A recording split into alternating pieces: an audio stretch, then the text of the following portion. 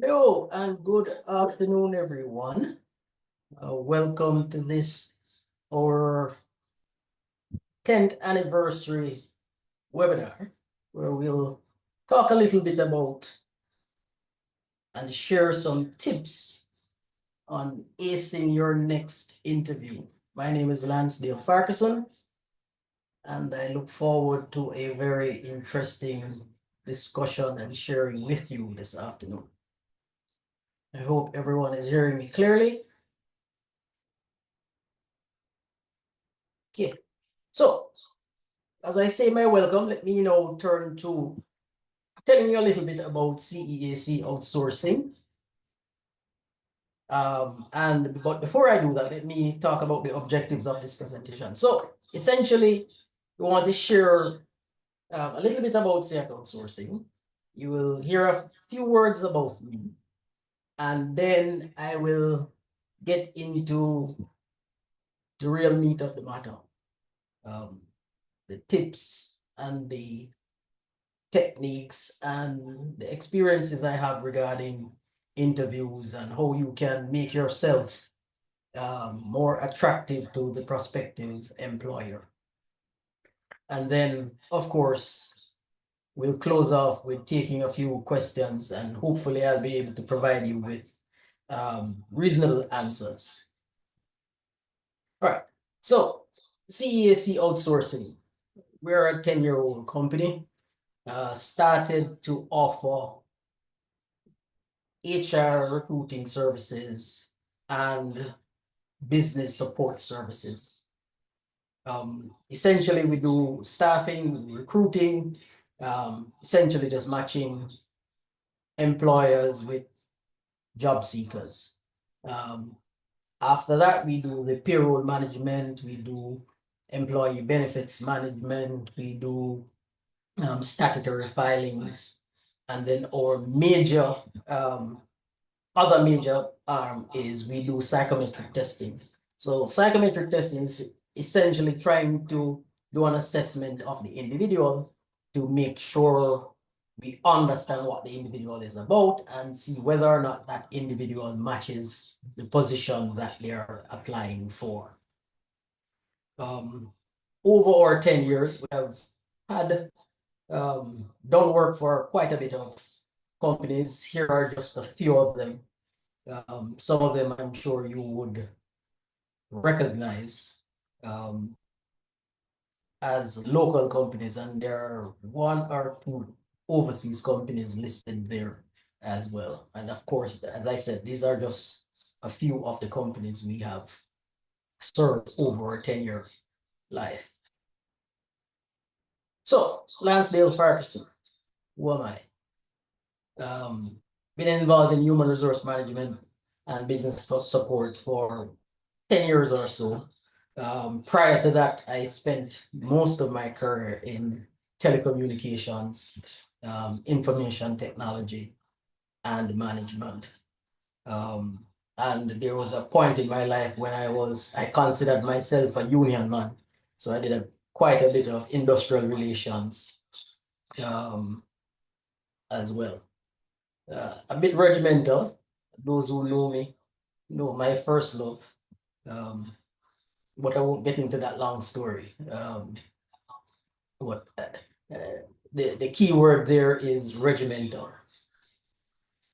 All right, so let us get into the meat of this presentation, and it's all about what you need to do or what you should be thinking of when you're preparing for an interview.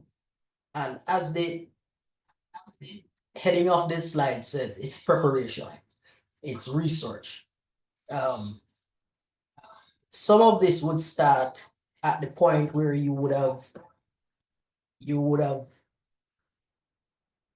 been seeing the job advertisement, or you would have prepared your resume and your application to send to the particular prospective company that you are looking to apply to. So the research starts from that side. So you want to know about the company. It makes no sense you send a generic letter to to whom it may concern, I get a lot of those. It's a simple phone call. Most companies now have website. Most companies have social media presence. All companies, I believe, have a telephone number. So if you need to find out something about the company, you can easily make a phone call to that entity and be able to find out who are the people in charge, find out a little bit about the company that you're applying to, find out a little bit about the job that you're seeking to apply for. You have to stay up to date on the industry that you're trying to go into and the company that you're looking to apply to. Oftentimes, candidates come to an interview and you will ask them, so what do you know about this company? And you get a blank stare, or they may ramble on about, well, I saw you on the TV, or I know that and you don't get a coherent answer about what the company does. And as I said, these days it's easy to find information about almost anything. The tip of your fingers, most persons have a smartphone, most phones have a browser. You can easily search for the company and find out things that the company do. And you need to understand what products or services the company offers. Again, it makes sense. If you're applying for a job in this organization, you need to know what the company does. If you don't know, then the question comes, what exactly are you planning to do? Or why are you offering yourself to be a part of this company? You should, at some point, see a job description. Some companies, when they put out an advertising for applicants, they will put a summary of the job description, or they may put a profile of the job. It makes sense reading that profile and understanding what it is that the company is asking, such that you can, tailor your resume to answer some of those questions and to present to the prospective employer that you actually have the skills and the training that they're looking for, as opposed to just the standard vanilla resume that just lists everything that you have done and not necessarily present the best picture of you that answers the question that the employer is looking for. Do you have the skills that I am looking for, is the question. The next big tip, I think, is practicing. Not all of us are natural speakers. Not all of us can answer a question impromptu.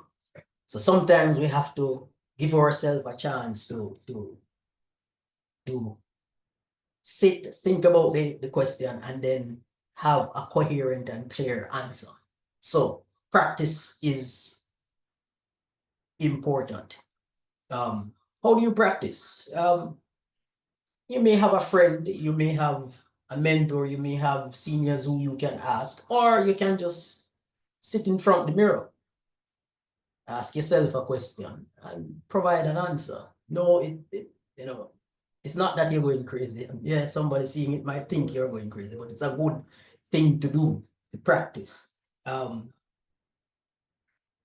Dress for the part.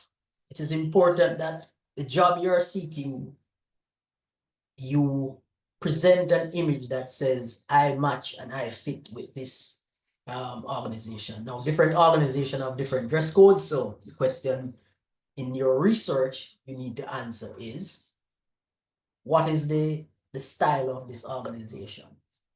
Is it a formal thing, or is it a semi-formal? Or if it's a gym, they may want you to be in gym wear. So dress appropriate to the company that you're applying to. These days, there are a lot of online interviews, and sometimes, persons take it for granted that, well, I am at home, I don't need to dress because they're not going to see me. What I've done is most times persons come on an online interview, they'll be asked to turn on the cameras, and you realize that they're not in a convenient place, or they're not appropriately dressed, or their body language tells you that they're not comfortable or not prepared for an interview. So you want to make sure that you dress the part, and regardless of it being a online interview or it's a face-to-face interview, make sure that you're appropriately dressed and you're presenting an image that matches the job that you're applying for. And again, in here in your practice and preparation, the questions that you'd ask, make sure you write down some questions that you want to ask the organization, and then write down some questions that the typical question that an organization or an employee would ask you, and practice the answers you give. Not that you want to sound robotic or rehearsed, but you want to sound confident, and you want to make sure that your response is coherent and clear and at the right pitch and at a level that will spur interest in the employer. So that brings us now to the asking questions. There is never a case in an interview where an employer will not ask you questions or ask you if you have any questions to ask. And you should have some questions. There are some basic ones. Generally, most people will default to, so what is the salary? I would advise not to start off with that one. It's an important piece of the puzzle, but it shouldn't be the first question that you ask. And some jobs, particularly those in the government services, you will find that the salary scale is already published, so that take away that one question. So therefore, if that's the only question you have, then you're going to seem uninterested or not prepared or not thinking about how the job may fit with you by not asking a question. So look at things like how the company measures success. Is there opportunity for growth? Is there opportunity for job enrichment by rotation into different positions? What are the key are the main challenges that the company face? Because from a question like that, then you get the opportunity to provide a suggestion or to show that you may be thinking about, how you can assist to make the company overcome those challenges. So always have some questions. And again, if you, in your preparation, if you're researching the company, then you may see news articles, you may see internet posts about the companies or its products or its services. And from that, you're now able to present or prepare your questions in order to be able to ask your interviewers one or two relevant questions to the company or to the position that you're applying for. So, as I said, this was a short presentation, and the idea that we just went through essentially puts it in 3 key takeaways. So preparation is going to be the difference between you and every other candidate. The level to which you prepare is going to come out in how you present yourself and how you interact with the persons who are interviewing you. Rehearsing what you are going to say, and how you're going to sit, and how you present yourself will boost your confidence. And with confidence, you should feel at ease. Less nerves, less shaking for the persons who, when they're nervous, it comes out in a shape. You will be able to overcome that. Ask questions. And by asking questions, it demonstrates that you're engaging with the company that you're looking to be part of. And last but by no means least, you are your best promoter. So you need to present yourself in a way that shows that you will be a valuable asset to the company. Nobody else can do it for you. Your resume does get you through the door, but it is just the start of the journey. The real crux of it is going to be the interview and how well you present yourself to the persons who are interviewing you. So I now open the floor for questions. Having gone through my short presentation, are there any questions for me? Feel free to. Yes, Mr. Ferguson, we have a few in the chat. Thank So you. the first question is from Mr. Depp, who says, since I am home during the interview, why can't I wear a regular shirt? Well, wearing what a regular shirt is may differ between persons. So what I would say, if it's semi-formal, if it's business formal, and those are defined mode of dress, I would say in your research, you can check out the company, see the people who work there, and see how they dress. And from that, you can take your cue. So if my mother would tell me that it's better to be overdressed than underdressed. So, that's one way to look at it. But my advice would be research the company, and see how the current employees dress. And from that, you can take your cue. So, I wouldn't speak too much about whether it's regular or irregular or normal or what. What you want to do is match the existing set of employees. Yeah. And thanks for that, sir. The next question says, how should I respond if asked? Tell me about yourself. Will you respond? So, be real. That's the short answer. What you want to do is, not sound pretentious, not be too braggadocious. Just say it as it is. But you want to emphasize your good qualities. You want to emphasize your skills. You want to emphasize your experiences. You want to also highlight the things about you that you believe fit and matches the company that you're applying to. So an example, if the company you're applying to is a marketing and sales entity that is always doing promotions, you may not want to tell them that you're introverted and you like to stay at home and read, because then that may not match what the company is looking for.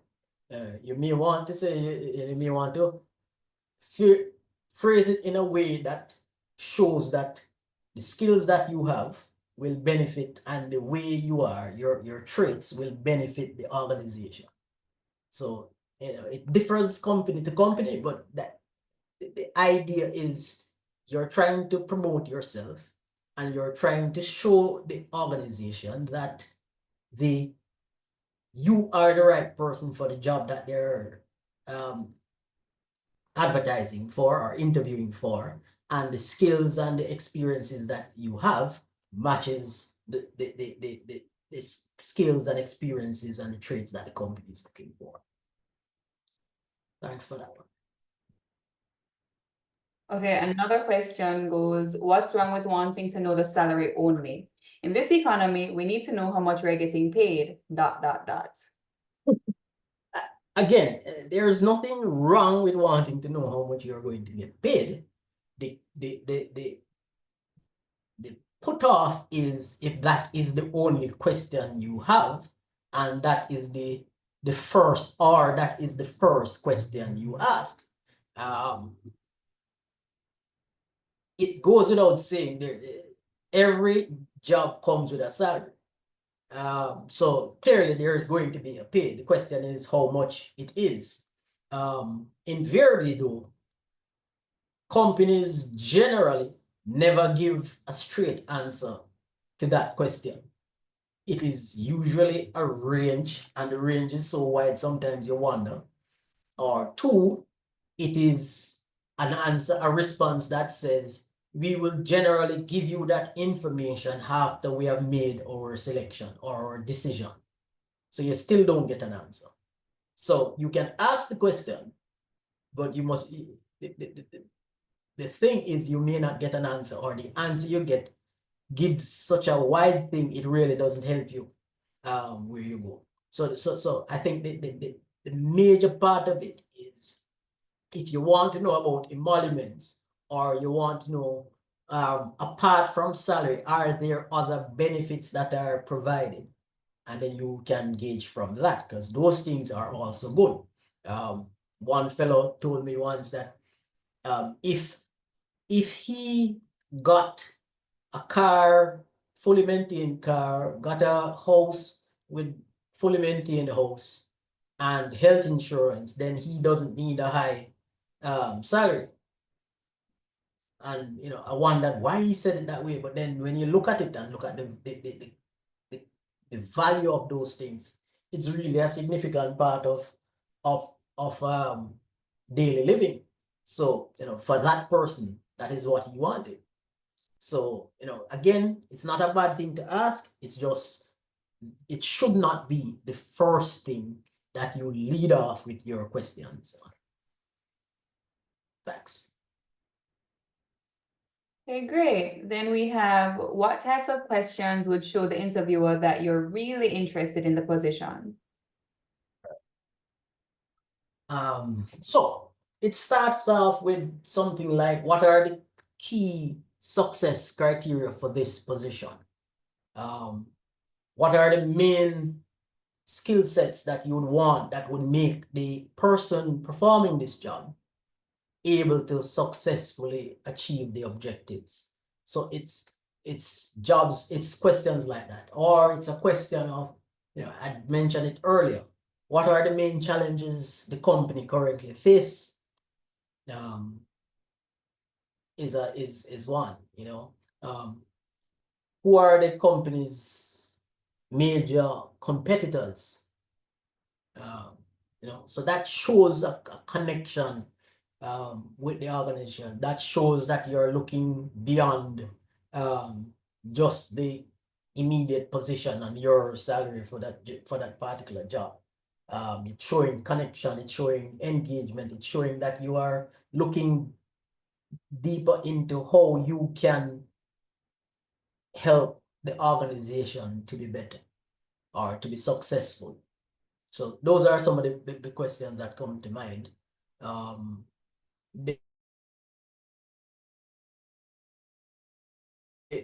Other questions, vision for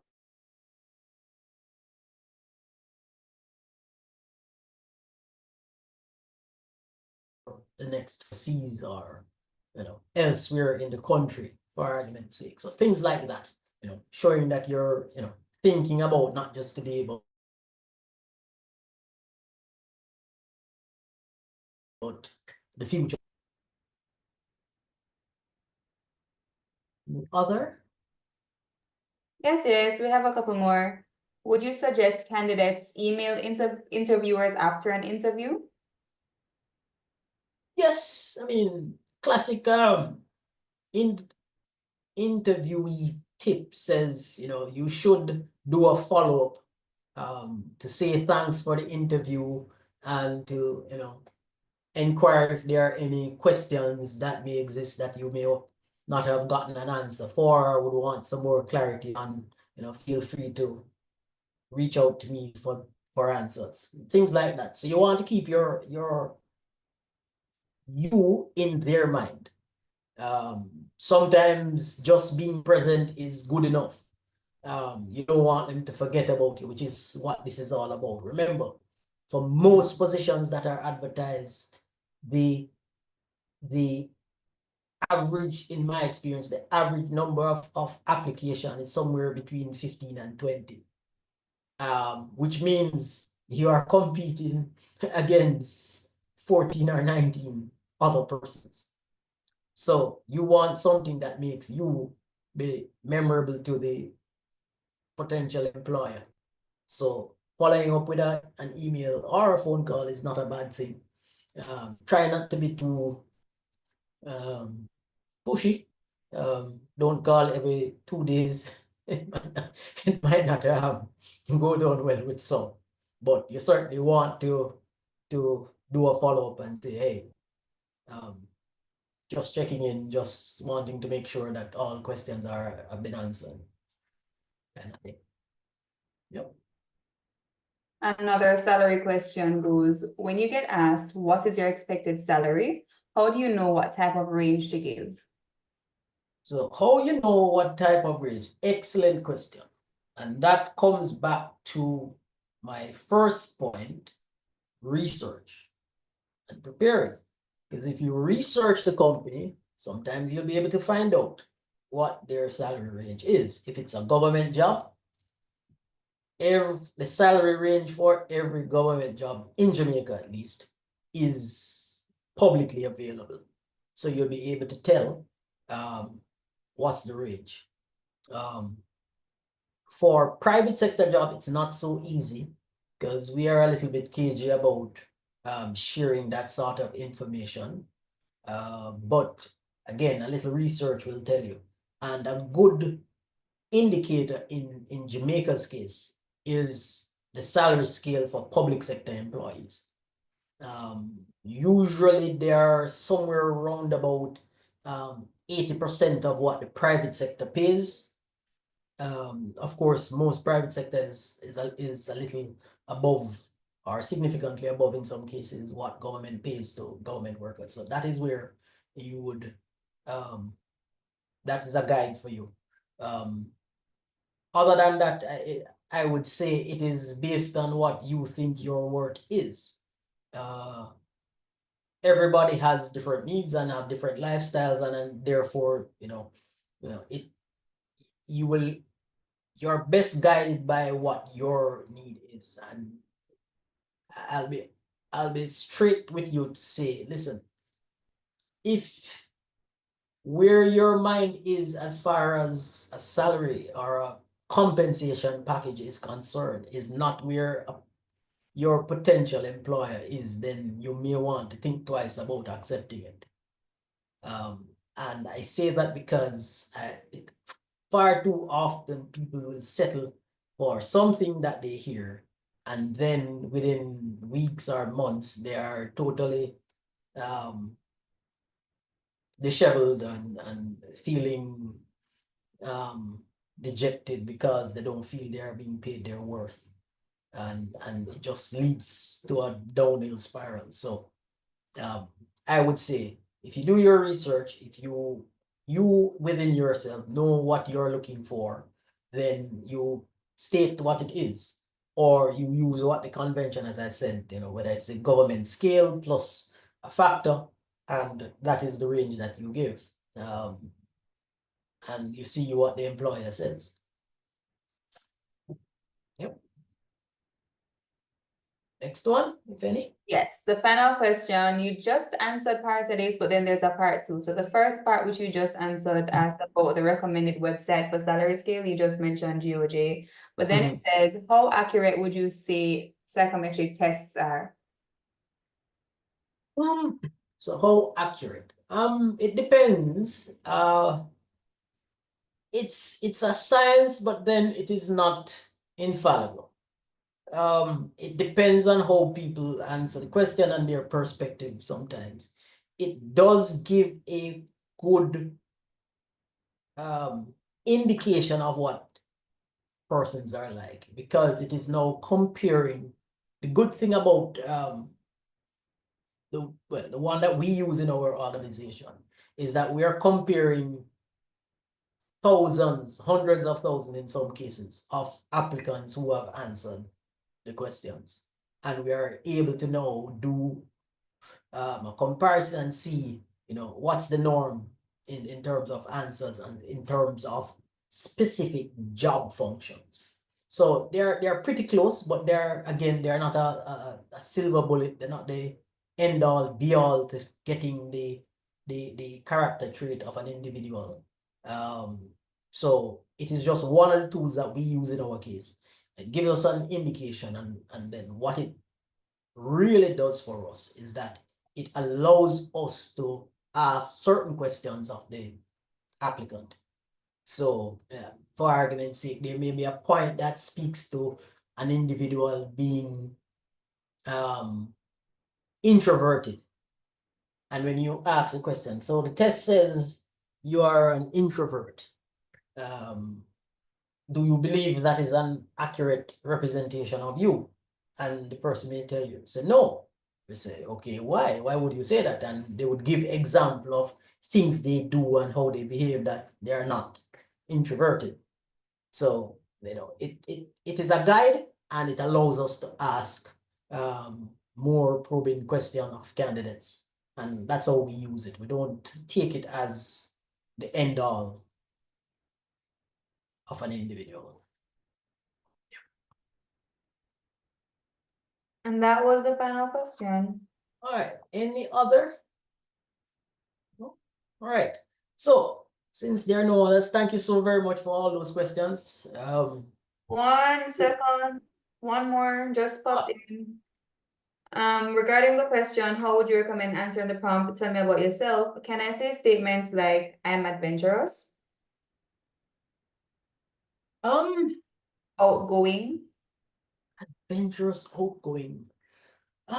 It depends on the company. So if you're in the entertainment industry or in the hotel and tourism sector, where that kind of personality is required, then yeah. If it's a bank or an insurance company or one of them investment houses, or even a law firm, you may not want to use it in that way.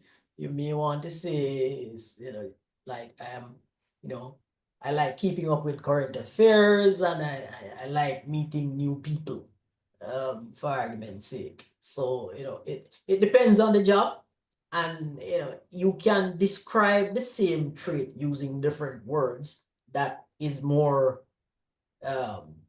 use a food phrase, palatable to certain organization. So it's not necessarily a bad thing. You just kind of have to know how to phrase what you're saying to the organization and the people that you are dealing with. Yep.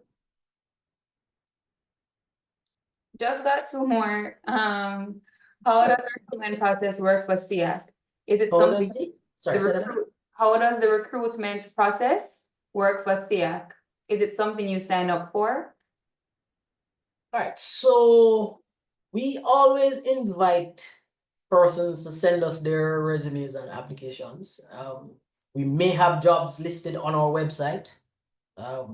At the end of the presentation, you'll get a QR code to scan to get to our website. So you can apply that kind of a way, or you can just, as I said, send us your resume, and if we have a job, or if we'll put it on our database, and when we find a job that matches your education, skills, and competencies, experiences, then we'll reach out to you and say, hey, here's a job that we think matches you. Would you want us to include you in a shortlist for interviews? And that is it. The other side is we advertise a job, and then you apply for the job. We go through the shortlisting process, background checks, including if you allow your past employers. We generally don't reach out to your present employer for obvious reasons. We'll check your social media, all of those stuff, such that there's no surprises. And then you get tested. So our testing process sometimes it varies based on the position or the employer, but you will get a psychometric test. The point at which you get it may differ.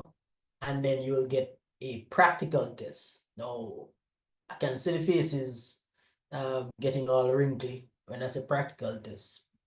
But it is not so much a wrong or right. It is to see how much you know and to test whether or not you are into research and that sort of thing, depending on the position, of course. And then you get called in for an interview. We do quite a bit of online interviews, and then we may augment a second or third interview in person. And then from there, it is you get an offer, you respond to the offer, you get a contract. So that's our process. How should candidates handle difficult questions during an interview? Difficult question. Well, I think the point of this whole webinar is to say there should be no difficult question if you research and you prepare yourself. Nothing should be difficult. And if you're honest and clear about the responses you intend to give, then it should not be difficult. There may be some sensitive areas or topics that may be a little hard to verbalize, but again, with practice, and if you rehearse in the mirror, you are the only person who can know what is difficult. I can't sit here and tell you a question about my height is going to be difficult, or your height is going to be difficult. It's not difficult for me, but it may be difficult for you. Question is, the key is for you to, recognize the things that makes you nervous or apprehensive, or, maybe your little pet peeve, and try to write down an answer to it. And if you do that and then rehearse the answer, whenever you hear it, it will not be difficult for you. You will have an answer. Otherwise, I would say, you could take a pass on the question or say, I've never thought about that in the way you have posed it. I'd have to think about it a little bit more. So you get a clean, easy way out kind of a thing. But as I said, rehearse your answers to all questions that you may think of or you think persons would want to ask you, and write an answer down and then practice the answer. Is it better to stick to mostly soft skills or hard skills? That too is depending on the organization. In the interview, I think your soft skills are the ones that are queried most, because the other skills are going to be evident based on what you would have put on your resume. And again, I come back to the point that says, try to update your resume and tailor your resume to the specific job that you're applying for. So you may have 10 years experience in spanning 3 or 4 different positions or employers, but 2 of them are not relevant to the new job that you're applying for. You may want to de-emphasize those that are not relevant and emphasize the ones that are relevant, so that the skill sets that you have developed and the experience that you have developed in those jobs that are more relevant to the new job that you're applying for comes out more forcefully. So that's on the hard skill side. On the soft side, it's now going to be how you are relating the persons in the interview. And also it may come out in your extracurricular activity or your volunteerism or your other interactions elsewhere, and that's where now you would come out, you speak to those skills that you'd have. So it depends on the job you're applying for and interviewing for, but then you want to make sure that you give equal, I would say, focus on the two areas, because depending on the job, both of them may be just as important. Another question. What are some strategies for making a strong first impression, and what are some red flags interviewers look for during interviews? All right. Strong first impression. So your first impression actually starts with your resume. Again, I said it a while ago, I'm going to say it again. Make sure it hit all the points for the job that you're applying for. Your first impression cannot be to whom it may concern, dear sir. It should be directed to the person who is responsible for the recruiting, or whether it is the HR manager, and you must can get the person's name. A simple phone call does that. You want to make sure it is laid out properly and it is updated, current information. When you get to the interview, it comes back to the preparation that you would have done. It's nice to understand, know the names of the people who you're interviewing, you are going to be interviewed by, sorry. It's good to be able to speak to specific things about the company. So a question that I would often ask an interviewee, tell me what you know about the organization.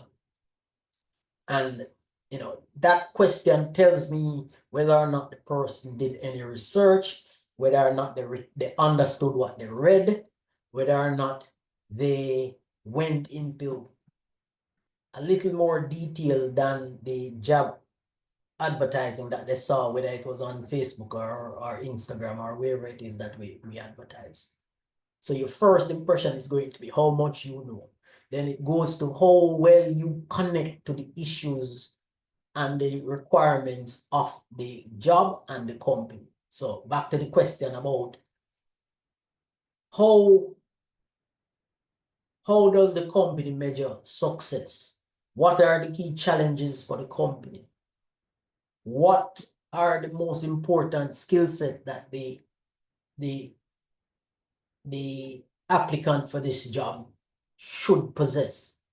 Those things are saying that I am looking to connect with it and I'm going to remember it. And then when you get the answer to that, your response to it and how you connect yourself to it. So they say their biggest challenge is, for some companies, maybe adapting to the new social media thing, and being hip and trendy can now say, that is something that I've been looking into. I have my Instagram page and such, and I've used it to do this, that, and whatever else. So they are now seeing that, yes, this person will be able to help me through some of those things. Or if it's engineering, you can speak to the new trends in engineering, the new techniques and the technologies that exist out there to solve some common problems that the organization may have.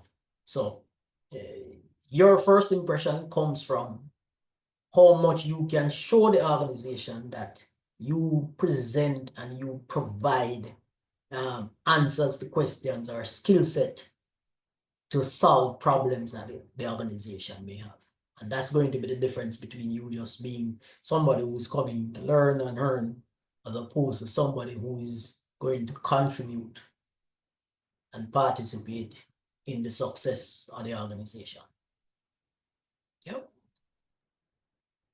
Okay. What can you do to keep yourself on point with the questions asked by the interviewer?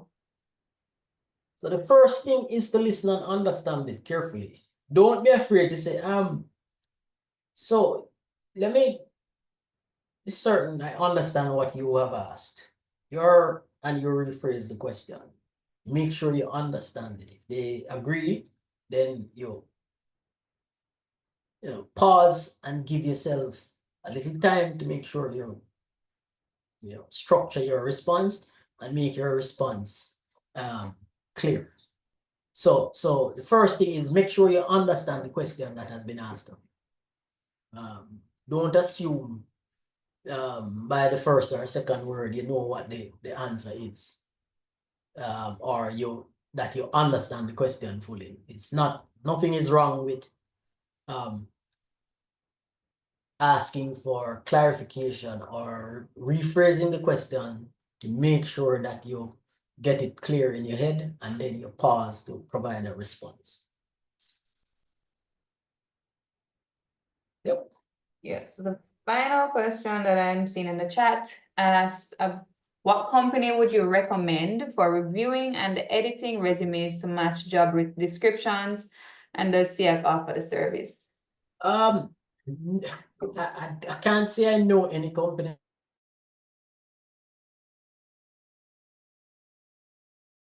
off the top resume, but I would say, listen, there are so many online services there, even ChatGPT will help you. But the key thing is, the first step, you write down all the things about you, and then the next step is make sure you review the job advertising that is there for the position you're applying for, and make sure you look at what they're asking for and see how your resume answers the specific pieces. Again, as I said earlier, you want to ensure that you are emphasizing the areas that directly fit with the job that you're doing. The rest of it is really presentation, which any of the desktop publishing application, Word, PowerPoint, even Publisher. There are a couple of other things online. Google Docs will have templates that will make the formatting of it be people like newsprint. So that would be my advice. You really don't need to spend anything on it, because truth be told, it is the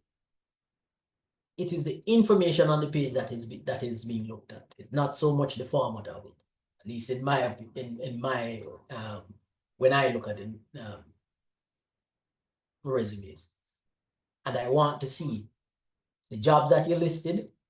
Is it current and up to date? Recently I got a resume, and the resume stopped at 2022. So I was forced to ask, so what has happened between 2022 and now? Because some of the information, it wasn't up to date. And then that is when I was told, oh, sorry, it seems I sent you the wrong version of my resume. Okay. So things like that, try not to make those mistakes. But if the information is wrong, then it doesn't reflect well on you.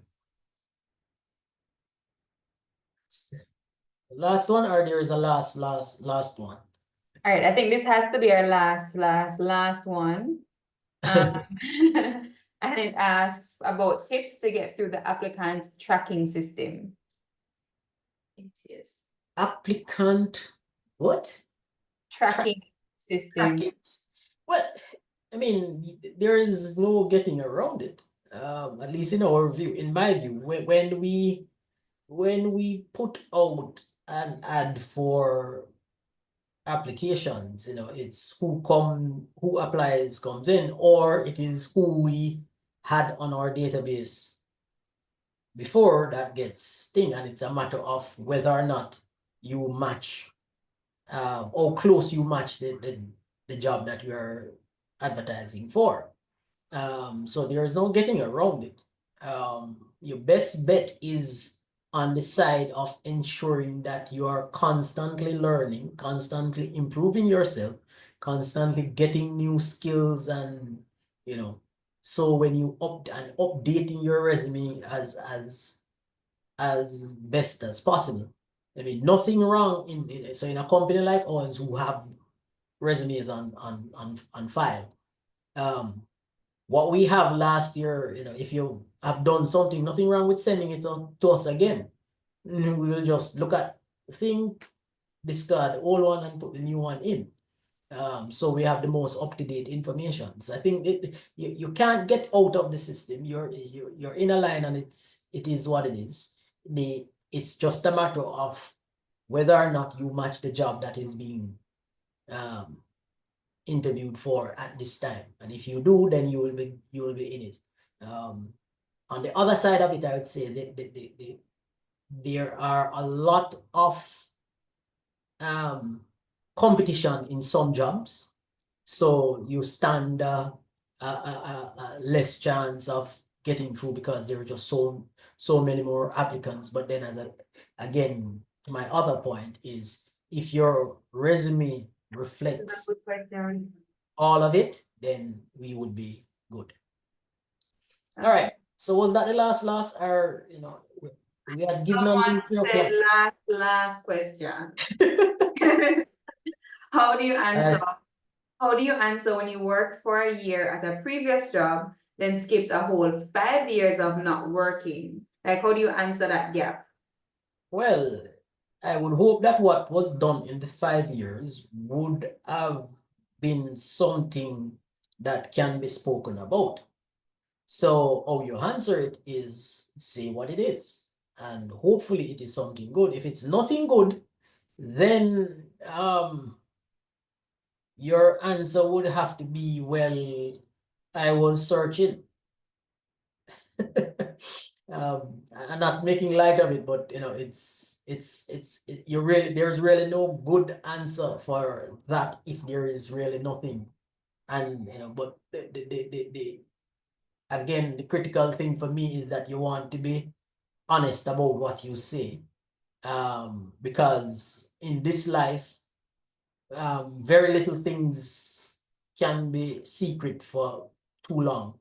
So invariably, if there is something else about it, then people will find out eventually, and it only makes matters worse when it is found out after the fact. So if you didn't work and it was, you were just not sure what you wanted to do, or you were doing some classes, or you were home caring, or whatever the case may be, it is, just say what it is, and say you prepare yourself now to come back out to the work field, which is, I think, the key that you would want to do now is to be able to tell the prospective employer that, listen, yes, I was out for a few years, but I am now back in work and I'm ready to go. I have, sharpened my skills, and I'm up to date with all of the latest technologies and views and such in relation to this job. And I believe I am now in a much better position than I was 5 years ago to contribute fully to the organization. So that would be the answer. So rather than focusing on the fact that you were out for 5 years, focus on the fact that you are back, you're ready, you're willing, you're able to contribute to the success of the organization. All right. I won't ask the question on the fear that I may get the answer. Any questions that I have not answered here that are in the group, I will work with Galicia and we put some answer together and we'll post it on either one of our social media or via email if we have your email address. Let me thank you all for joining me, and let me leave you with a phrase. This is the phrase I leave you with, ladies and gentlemen. And let me thank you so very much for joining us. This is the first in our series. Hopefully we'll have another webinar, and hopefully you'll join us and